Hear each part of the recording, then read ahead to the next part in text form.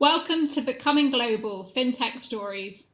I'm delighted to host today's panel that brings together two leading lights in the FinTech ecosystem who have not only stormed the Southeast Asia market, but also have impressive global reach. This session is part of the UK's partnership event at the Singapore FinTech Festival and aims to shine a spotlight on the journey FinTechs need to make to ensure international success, with a particular focus on the opportunities in Southeast Asia. Southeast Asia is increasingly recognized as one of the go-to markets, particularly because of the potential for adoption of new services to meet the needs of its 300 million underbanked citizens. Take-up of new services has climbed sharply, with 40 million new internet users this year alone. To make the most of this trend, we have launched the UK Southeast Asia FinTech Series, to match 15 high-growth UK fintechs to opportunities in the region. But it's not all plain sailing, and that's why I'm delighted to host panelists from two of the most interesting companies operating the region with unique insights of what it takes to build global fintechs.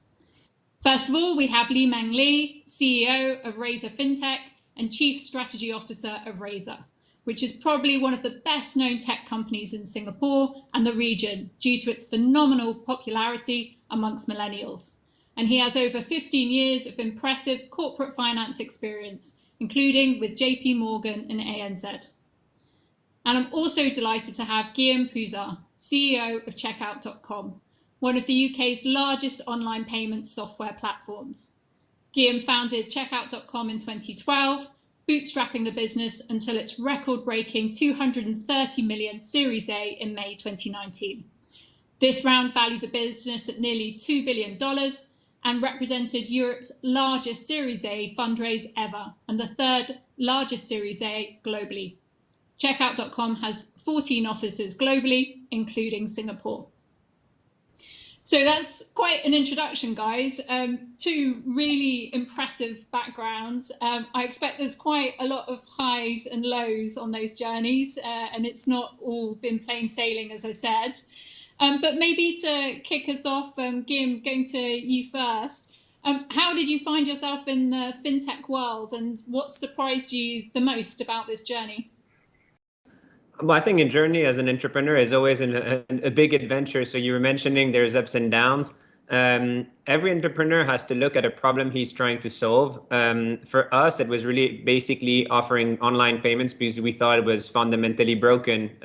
When you look at the old incumbents and the payment systems in general, you'd have different layers in a sandwich between the merchant and Visa, MasterCard.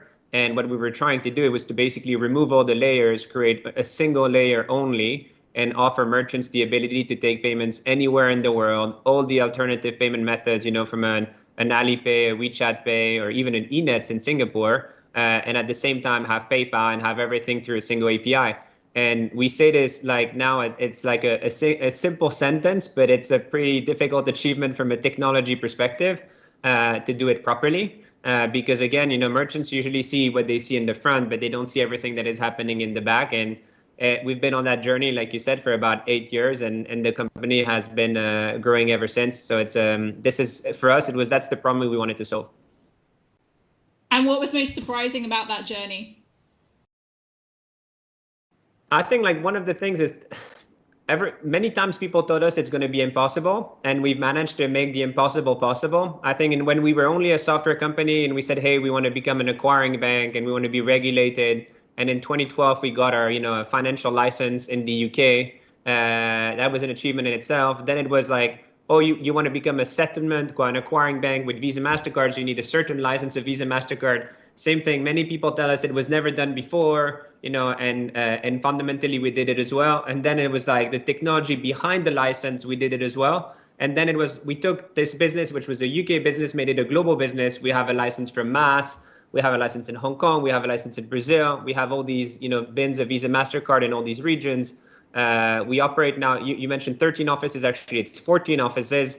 I know we hire 100 people a month at this point. So it's like really like growing this business. And I think it's the resilience and the hard work and not taking no for an answer is what has driven us throughout the entire time. And LiMeng, that probably sounds quite familiar to you in some ways in terms of the Razer journey, but then also you're sort of starting this new stage with Razer FinTech. So maybe you can say a little bit about what that's been like, and again, what you found most surprising.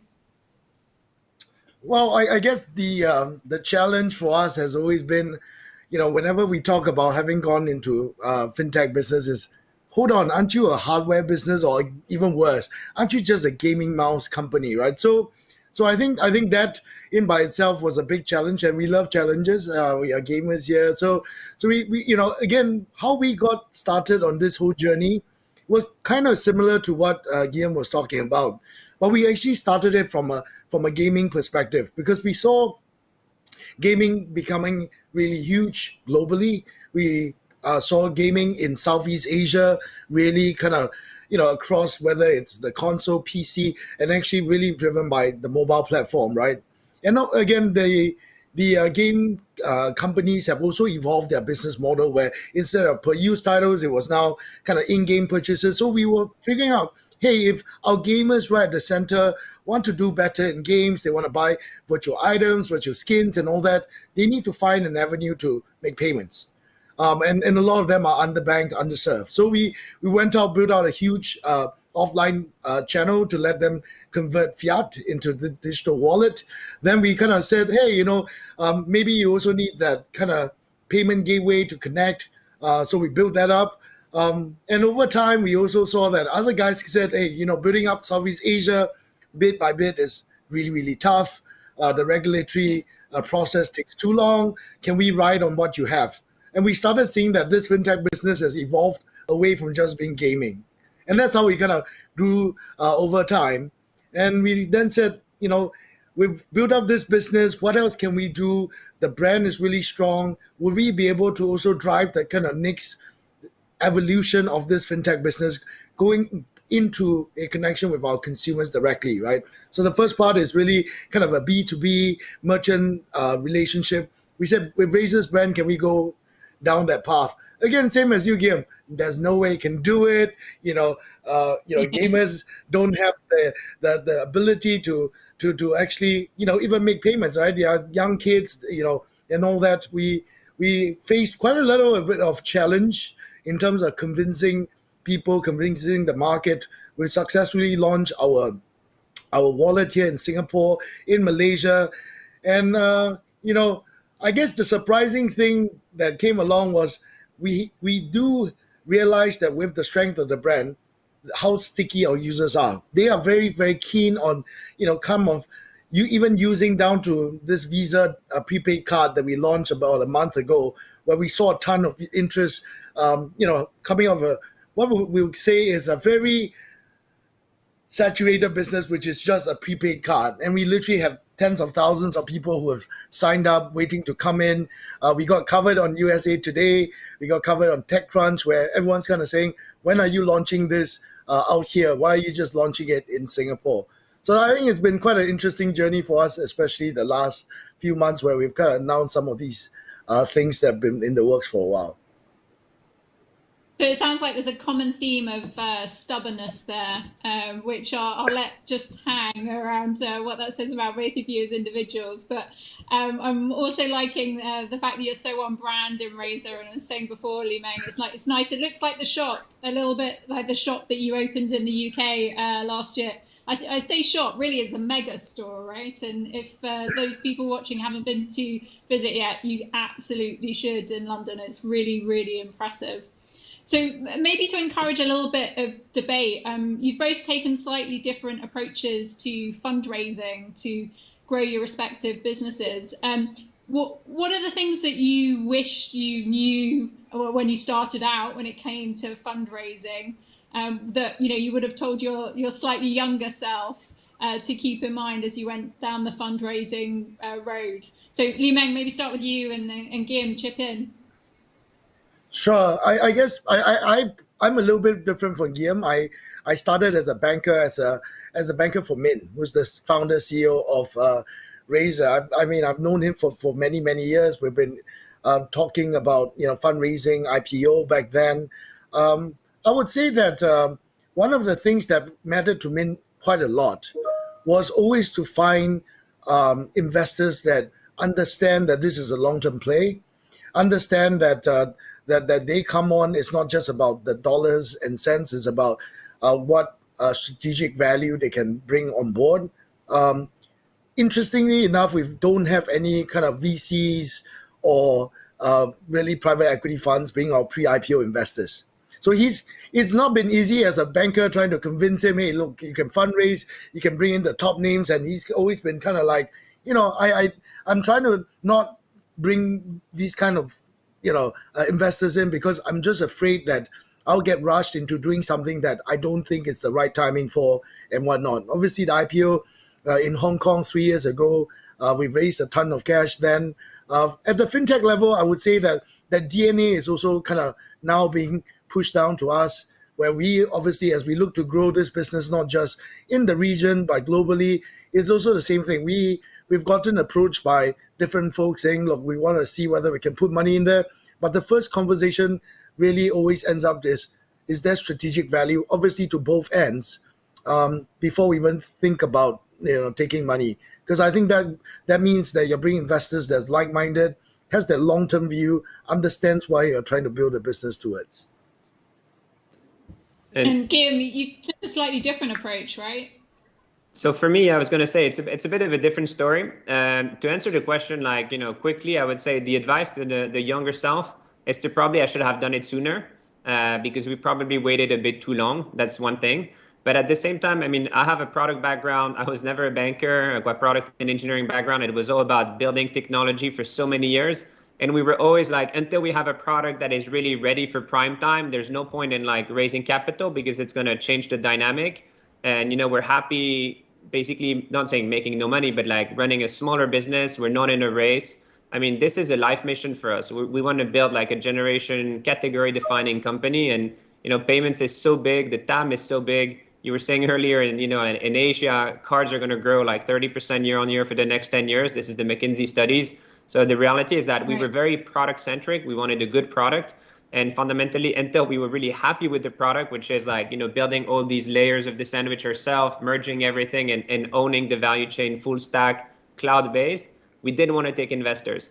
Now, very much like LiMeng, I think what I realized after when we did our Series A in 2019, and when I say early, I'd probably have done it 2 years early because we finished building the whole stack in 2016. And that's when the company really started to take off quickly. But what good investors bring you is that, first of all, they're thoughtful partners and they're strategic thinker. They've seen growth like us entrepreneurs have never seen, so they can really kind of help us go into the right direction. The other thing I would say is that before we do any fundraise, and you mentioned the Series A, but then we had a Series B at 5.5 billion in May of this year. So the company tripled in value in 1 year. And Series C is probably not too far because we keep growing at a very fast clip. But the reality is that we write what we call is the equation of value. What are we looking at? Why are we raising capital? What is the purpose and the goal we're trying to achieve? And on the Series A, for us, it was very simple. We wanted three things. We wanted a very good operator, and that's why we took Insight Partners, one of the largest kind of private equity thinking, tech-driven investors. They did 65 IPOs throughout their history. They know how to scale companies. We took an investor that was super well connected in the Silicon Valley because this is where all our biggest customers at this point. And it's the big part of the book are these customers. So we wanted to understand, how does the Silicon Valley work? We have a San Francisco office with about 50 people now, but that's 5% out of the 1,000 people that we have. And so we took DST, Yuri Milner did the largest, round in Facebook and everything. And then we took a GIC because we wanted a strong foothold in Singapore and in Asia in general. So we wanted somebody who was going to help us be better in Asia. And I think when you go to Asia, you have a few options. And, GIC for us was top of mind. I know there's Hill House, Temasek, but the truth is for us at GIC, Chris Emmanuel, who actually sits in San Francisco, was awesome. And we were that was our equation of value. Series B, same thing. Then we wanted somebody who understood public markets really well and the journey to public markets, somebody who was both public and private. And we took Coatue. And I think every time we raise capital, we go and we basically do a napkin test. What are we trying to achieve? If you're not able to put it down in a very simple way, it means that you don't know what you want. But if you're able to know what you want, then it's just a matter of having the financial performance and engaging.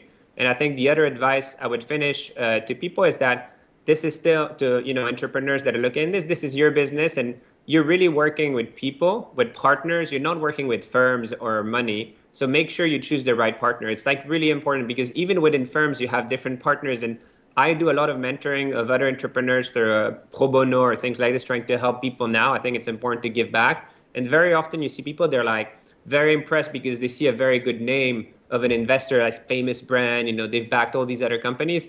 I think you're still dealing with people. And so make sure that the partner that you choose is the right partner within the firm, somebody who cares about you, because that thoughtful mentor, person who's going to help you, you want to make sure that he's really aligned. And like LiMeng said, is aligned with a very long-term vision. We have a 20-year plan. I mean, it's written, the investors know it. And it's, you're going to have to execute against this. And it's, you want to be very transparent and honest with your, capital partners very early on what you're trying to achieve.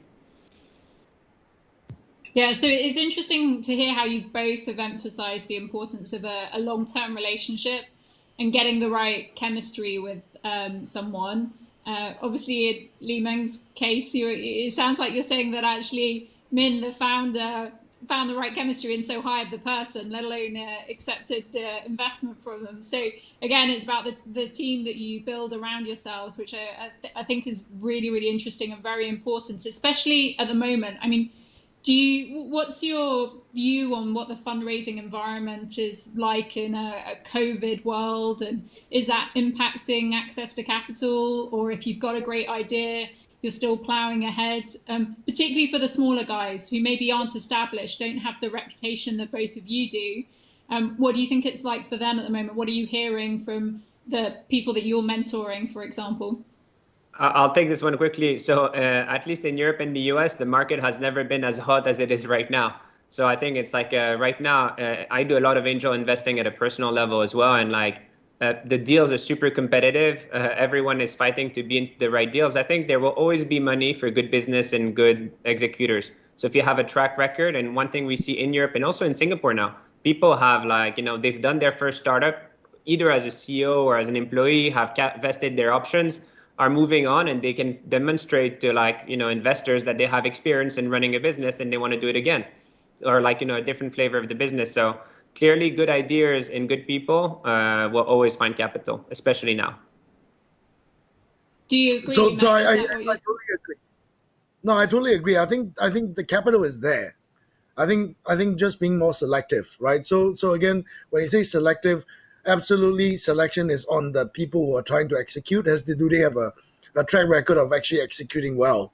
I think comparing to the kind of good years pre-COVID, if it's good ideas, someone wants to take a punt, that's fine. So people kind of spread and spray. Today, being more selective, put good money, maybe even bigger tickets, but backing just a few of those guys who actually is able to demonstrate. I think that's the issue.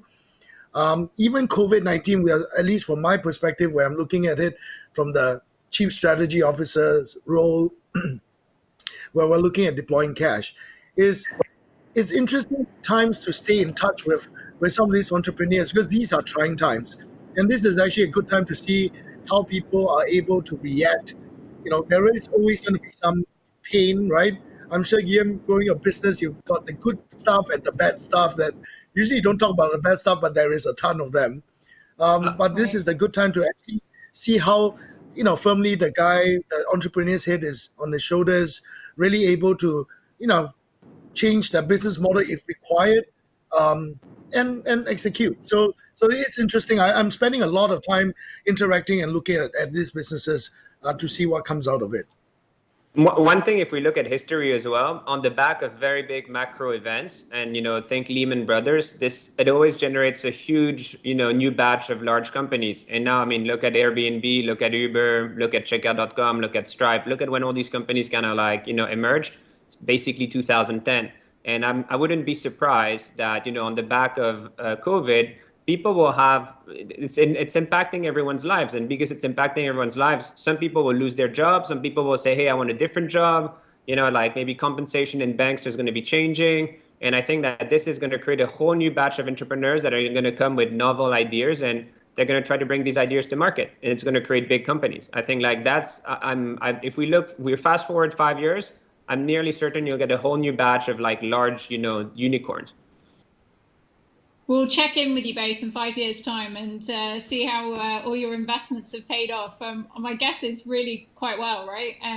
It's obviously a very painful time across a variety of fronts, but even in the UK, for example, we are definitely seeing that creative destruction, which is bringing around some new opportunities. And when we look at those sectors which are not only maintaining their position but actually growing, tech is absolutely at the top of there. And the number of job vacancies in tech, for example, continues to increase every single week because the demand is there for talent, because companies are growing. So really painful, but we hope there is an upside to all of this in due course. And you've both touched on sort of how important Asia is to your growth, and particularly Singapore. Could you say a little bit about what's different to operating, particularly in Southeast Asia, whether that's from engaging with investors to actually growing the business? How have you had to adapt your global strategy? Or is it sort of bottom up in terms of looking at it in individual countries, or have you had your 20-year global vision, which Guillaume, you've touched on, and it's about trying to adapt that to individual opportunities? Maybe you want to go first, Guillaume. Yeah, so I'll just say on the 20-year vision for us, our vision is to build the future of banking. So today we do payments, but it's all about moving money in a business and outside of a business, and there is all the treasury, the FX, and all the things that you can do on the side, the card issuance. We don't want to be a deposit-taking bank, but I think there's a lot of things we can do. So that's really what I meant. Opening countries is something we do all the times, and I'll focus on Singapore, though we operate in 7 countries in Asia. But the reality is that everywhere we go, it's always about finding the right group of people in the beginning that really understand the country. And this is a company where we don't ship people from the UK to go and run Singapore. It's like, this is not the approach that we take. We always want to have local people. Same thing in Hong Kong, same thing in Australia and New Zealand and Philippines. Everywhere else where we can operate, because I think that you need to understand the local market. Financial services, by definition, yes, the technology is global, but this is why there's a UOB, and a DBS in Singapore. They know how to speak to their people for financial services. And while we're a technology company, we also have a financial services arm. And I think like the local angle, really adapting to local markets, is very important. And this is something, any country we go, and when our go-to-market strategy is finding a good group of people whose values and moral compass is similar to ours, to the company, very important, and then let them blossom that region, following we do have a global template / a playbook, but that they can really adapt to what is, the local market. And I think like this is, when we were mentioning, and especially for the theme of this session, is that we are a global business. It's 1,000 employees, and 50% of them are in Europe today, but 50% are across the other 14 offices. And we give a lot of independence to all these countries. We try to be hyper local. And we hire 100 people a month right now, and it's mostly outside of Europe. It's probably 2/3 outside of Europe. So it's clearly, I think it's just don't downplay what the flavors of a local market is if you're an international business trying to come to Singapore. It's very important. And relatively speaking, how does Asia fit in compared to the other parts of the world that you're looking at outside of Europe?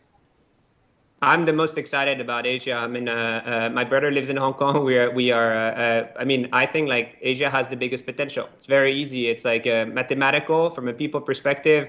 In Singapore, you're in a great position to go after the Indian market as well. So I think it's like, you have Southeast Asia, you got China, and you got India, all within a few hours flight.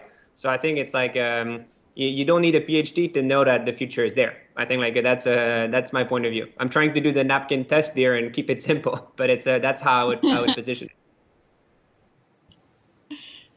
And LiMeng, you're obviously homegrown Singaporean as a company. What's your take in terms of the relative opportunities in the region, particularly sort of Southeast Asia, but then how you tailor your approach to be a global company at the same time? So not anything different from what Guillaume said, right? So technology company, by nature, there is that kind of global mindset, global template. But because we grew up here in Singapore, Southeast Asia is kind of our backyard. we also know kind of the opportunities and challenges at the same time. So people on the ground understanding, especially when it comes to financial services, having to deal with regulated businesses, people who knows that needs to be on the ground and dealing with day to day. You can't try to do it kind of satellite approach. That doesn't work, and obviously the regulators will never allow you to do that as well. So that's something for the people who are tuning in. Even when you come to Singapore, just understand Singapore is probably the closest to the UK. And then once you step outside of the UK to Malaysia, to Indonesia, to Philippines, that's a whole new ball game altogether. Yeah. So there's no one size fits all. From our perspective, we spent a lot of time on the payment side across Southeast Asia already. So we are going the other direction. We've kind of built up the Southeast Asia business, supported by Razer that has that global reach, to then think which part of the business can go into other emerging markets, which part of the business fits more kind of the developed markets like the UK, the US. And it's also where we already have a very strong fan base, 100+ million, hard, fervent Razer fans. And I hope Guillaume continues to be a fan as well. We've outed him, big Razer fan. No, exactly. So we have people who've been with us for a long time. 15 years at Razer, been around. People have grown up with them. Their kids are now starting to game. So even the TAM has widened quite a lot for us as we look at kind of really growing our business. I'm sure we will kind of come into play in certain countries, Guillaume, but I'm sure there are also opportunities that I think we can work together, because we always believe in this whole thing about, I don't think there's one person that can actually go out there and conquer the world, right? So we are very happy with partnering with people. We know what we're good at. We also know what we're not good at. So we are kind of quite firmly seated on the ground on knowing the direction that we want to build towards. I couldn't agree more with LiMeng. You want to go? No, that's just the...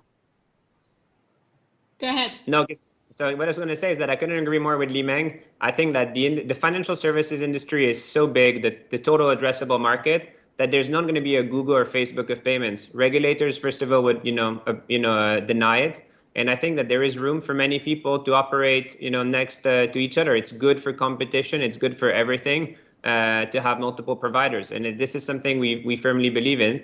And then I think what I would say, maybe for the benefit of the audience, is that when in the gaming industry, they're solving some of the most complex problems of payments, because fundamentally they go super granular. So where a Razer would support hundreds or of alternative payment methods, we're going to do only 50, but we do the ones that do 98% of 99% of global net revenue that the big merchants want to approach. They would go super granular, especially in Southeast Asia, where there is so many wallets and it's changing all the time. And of course, there's a value, because I don't want to do the long tail. So the same way that I will support Razer for Visa, MasterCard at scale across all the regions, they might support me and to reach certain wallets in Asia. And I think we've always said at Checkout, we're a lot more like a Google company, where we believe in an open world, and you can use Android and everyone can kind of partner and try to create value together for the end user, than trying to ring fence everything and saying, hey, it's a big competition. I think it's a competition is always going to be there,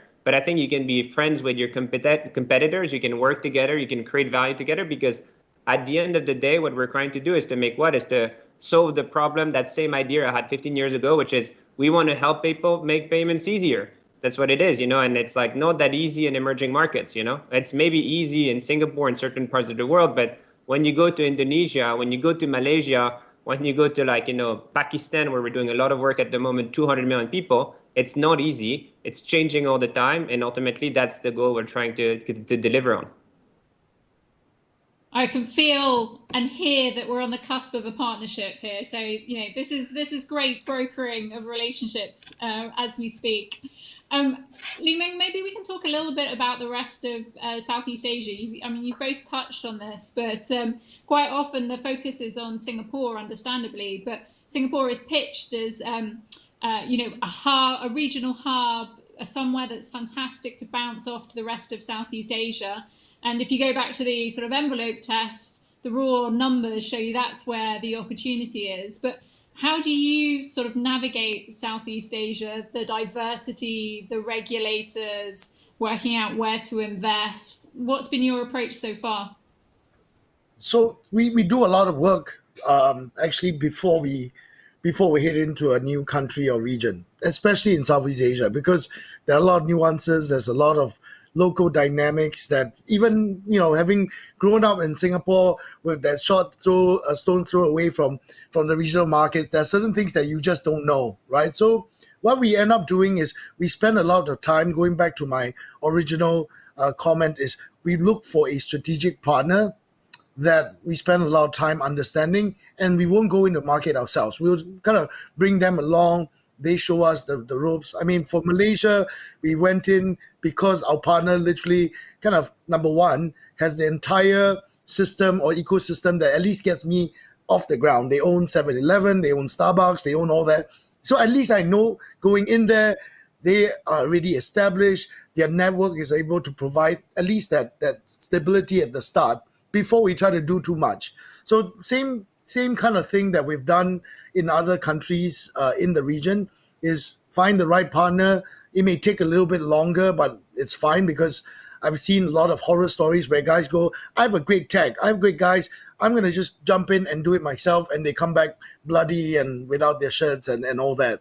So we're trying not to do that in Southeast Asia. For the other parts of the world, I think because in Europe or UK or the US, I think we do at least have a better understanding. It's more kind of, I would say, not as disparate in terms of the way things are done. So it's a little bit easier, I would say. Not that it's easy, but it's just easier than navigating, Southeast Asia. And things are changing a lot, right? I think Southeast Asia's regulators, and Singapore has been leading the pack, is how do we kind of move as fast as we can to new standards, new regulations. I mean, you mentioned digital banking. Malaysia's looking at it. Philippines is looking at it. Thailand's looking at it. So I think the regulators also are doing their best, but they're all in different kind of stages of, where they would like to get to. So even just managing this ever-changing regulations pertaining to financial services is something you gotta be very careful about, and nothing better than what Guillaume has said is either having a partner on the ground or having the right team on the ground that lives and breathes this, so that you know how to adapt if you need to. You can't do it sitting here in Singapore. You can't do it sitting out in the UK. You really need people on the ground. And which country in Southeast Asia do you get most excited about when it comes to their fintech ecosystem? Well, I think obviously by doing the math and, like you said, looking at the statistics, huge areas like Philippines, Malaysia, Thailand, Indonesia, those are all, I think, the general, I would say, countries that people point to. Obviously, I would still also point out Vietnam, Myanmar. I've literally named all the big countries in Southeast Asia. You nearly got I think. But then again, I think some of them are on different priority lists. On the priority list for us. Like I said, I wouldn't go in and do something until I found a partner. So Malaysia, we have a big presence. We have more than 200 staff on the ground. Philippines was another big part that we've actually gone into. Close to 100 people there. Indonesia, Thailand. They're all in different stages. So I'm happy to focus on certain countries before I amp up. Then kind of again for me to spread and stray. I don't have the financial capacity right now at Razer FinTech. I do hope that I will be able to learn from Guillaume and get that funding in and really grow. But we're kind of making sure that we are progressively growing, hyper growth, but not just being very mindful that there are potential kind of speed bumps along the way that we need to be fundamentally be prepared to have to address because of the whole environment here.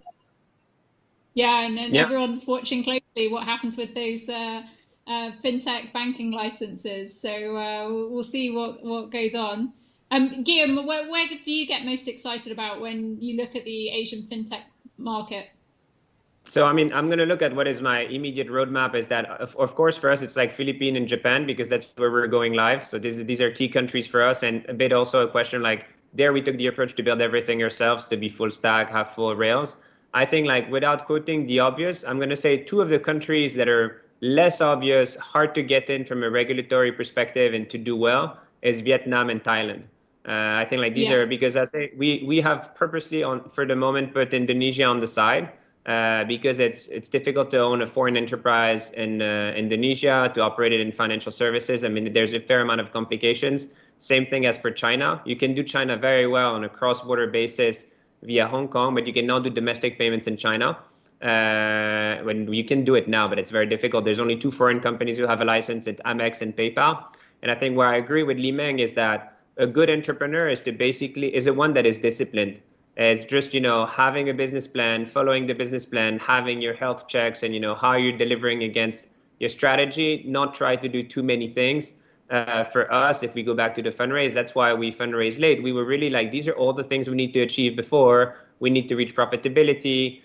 We want to show our unit economics before we fundraise, not after, because very often you hear people like, raising and with a promise of profitability. I'm not sure it's a good strategy. But I'm not debating, the strategy in general. I'm just saying for us, it was not the right one.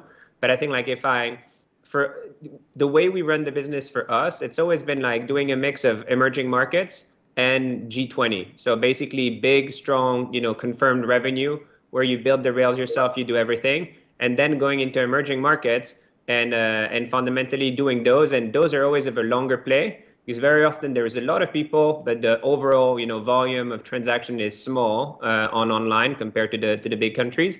But you're just playing a very long game, which we did in Egypt, which we're doing in Pakistan, and then it's about finding the mix between your emerging markets play and your G20 play, and that's it. And so in Southeast Asia, Singapore is a very good market for us. We do Grab, we do a lot of the very big merchants. So we're like, we've done very well in Singapore. I think people love our technology, market leading.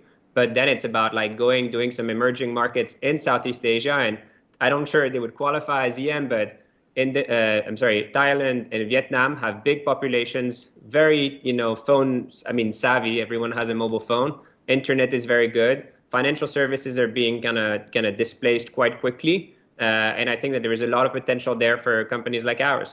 So I think we love these two countries. We're not there yet, but it's we're talking about opportunity. So I'm trying to answer the question properly.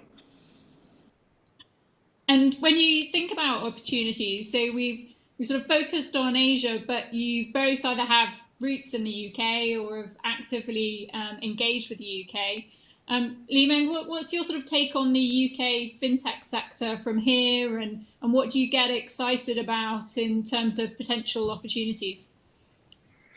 So we obviously have been watching the space for quite some time. I first met Natalie when she was actually not even living in Singapore. And this was like a couple of years ago, I think.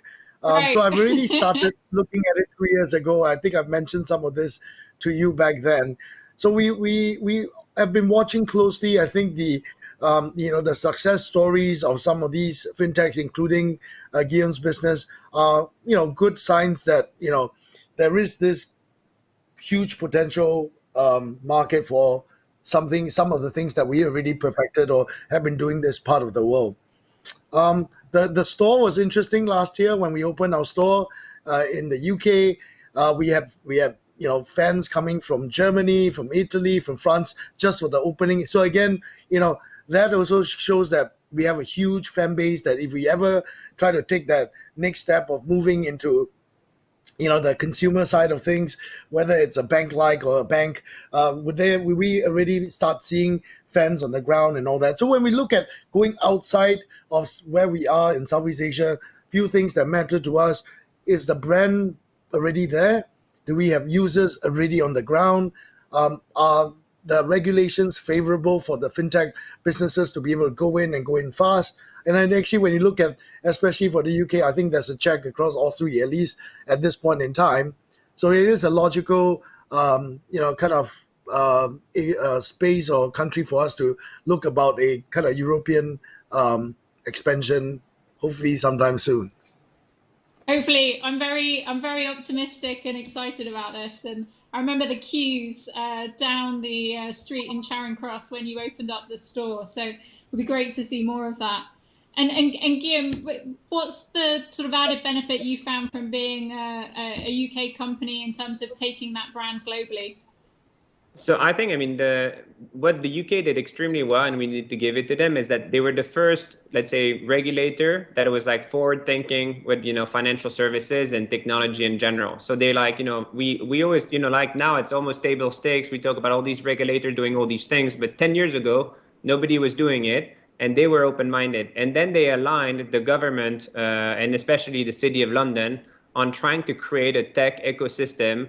Everyone has been trying over the years to try to, replicate the Silicon Valley with, greater or less success. The Silicon Valley is still the Silicon Valley. But the UK really tried. There was like a complete alignment from the regulator to the government to try to create an ecosystem that was open for fintechs and financial services. London has always had this. It's one of the big financial capitals of the world. So I think like this is why we chose London, 10 years ago when we started this business, and we got our license there in 2012, which would have been pretty much, impossible to get anywhere else at the time in a tier one, let's say, jurisdiction. What you see now, because you were asking the question, Singapore is doing the same thing. I'm super excited for Singapore because the reality is that the government realized that they want to be leading in the in the region of, I mean, obviously Singapore itself, but the whole Southeast Asia region. They don't want a smart entrepreneur to go to the UK to go incorporate his business and start out of there. They want him to go to Singapore. And I think what we've seen now is we've seen Singapore take the best of what's happening in the UK and actually trying to replicate and probably do it much better than you would get it in the UK, because it's Singapore is a country that executes really well. I'm really sorry, Natalie, but I'll say one thing is I love going to Singapore. It's a bit like Switzerland where I come from. Everything works. It's always perfect. And I think like this is something that when you are that entrepreneur that starts, knowing that you have good infrastructures, very fast internet, good banking, all things that we take a bit for like table stakes when we live in one of those G20 countries. But if you come from other countries, it's not table stakes. It's, like I think Singapore did a very good job. And I think like they're not the only ones. Hong Kong also is working on this. But Singapore will always have the benefit of having the independence over China, which is a very big plus if you're an entrepreneur. So I think I wouldn't be surprised again, and I'm not going to tie back it to COVID again, that we're going to see a lot of companies starting in Singapore, growing towards Southeast Asia and using it as a base or a headquarter because it's a safe and healthy and well-structured jurisdiction where it's easy to do business. I think like that's the way I look at it. And I think like, 10 years ago, I'd have given you a different answer. But I think like now, any entrepreneur that starts can absolutely put Singapore on par with the UK or even ahead of it. Then you always start somewhere. For us, it was the UK. But now, I mean, we really, like I was saying, I mean, we work with more than half a dozen regulators globally at this point. So every single country is its own country and runs, separately when they deal with regulation. Oh, thank you, Guillaume. There's some brilliant predictions in there. Obviously, from my point of view, I would put Singapore and the UK on par, but I'll let you have that one. But I think what the Singapore FinTech Festival shows us is how strong the partnership is between the UK and Singapore. And we're seeing more and more companies go backwards and forwards, particularly across the FinTech bridge, which is all about trying to make it easier to engage with regulators in both countries, providing that kind of 24/7 capability in terms of really having that anchor in Europe and then anchor in Asia. But we'll have to see what the world looks like in the next few years. As you say, COVID's going to impact a lot of things. The demand across Asia is absolutely impressive. And so for those companies who are ambitious, there's going to be a lot of opportunities in this part of the world. And that's what we're here to support. So on that note, I should just say thank you so much to both of you for giving us so much time, sharing your thoughts, insights, experience, the highs and the lows, of which there's been a bit, but incredible success in the fintech sector for both of you. So thank you for all of your support. And for everyone watching, if you'd like to get in touch with the Department for International Trade to follow up with any questions, guidance or advice, then feel free to connect with me on LinkedIn or Francesca McKee, Head of Asia Pacific FinTech for us at the Department for International Trade. And we're very keen to support you. Thanks very much, guys. Nice to see you. Thank you very much, Natalie. Thank you, LiMeng. Great speaking. Thank you. Thank you, everyone. Bye.